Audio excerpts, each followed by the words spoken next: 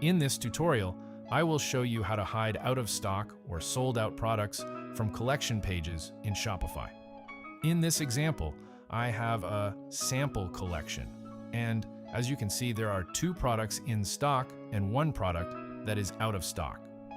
What I want to do is make sure that whenever a product goes out of stock, it automatically gets hidden from the collection page. So let's do this step by step. First, log in to your Shopify admin panel and go to Products, then click on Collections.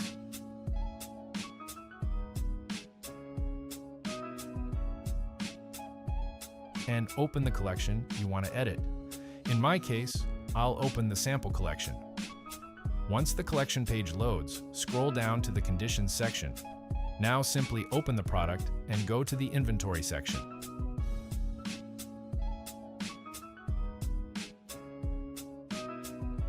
Here, uncheck the option Track Inventory, or adjust the inventory settings so that out-of-stock products do not appear in the collection. Once this is done, the sold-out product will automatically disappear from your collection page.